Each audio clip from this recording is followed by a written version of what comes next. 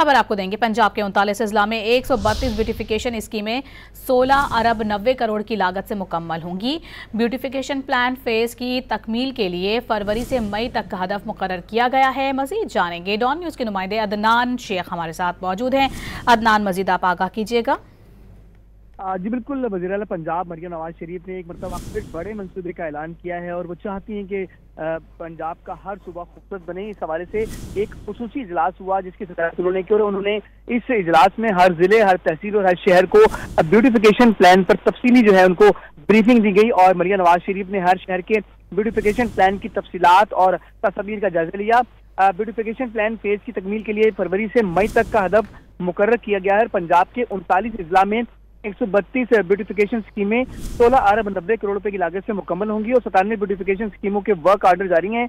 88 beautification project जो है वो शुरू किए जाएंगे, जबकि लाहौर में ब्यूटिफिकेशन के 18, सरगोदा में 6, बहावलपुर में 16, गुजरावाला में 12 प्रोजेक्ट और रावलपिंडी की 17 और फैसलाबाद के 13, मुल्तान 18 और साहिवाल में 24 ब्यूटिफिकेशन प्रोजेक्ट मुकम्मल किए जाएंगे। पंजाब भर के 33 जिला में ब्यूटिफिकेशन प्रोजेक्ट पर तेजी से काम जारी है और इस मौके पर मरियम नवाज का ये कहना था कि कोई एक बाजार नहीं, शहर के हर कोने को साफ सुथरा नजर आना चाहिए। ब्यूटिफिकेशन प्रोजेक्ट और अपग्रेडेशन के दौरान आवाम की सहूलत का ख्याल रखा जाएगा और कोई भी तकलीफ नहीं होनी चाहिए। रहीम यार खान के 6 ब्यूटिफिकेशन प्रोजेक्ट 31 मार्च तक मुकम्मल होंगे। जी शुक्रिया आपका।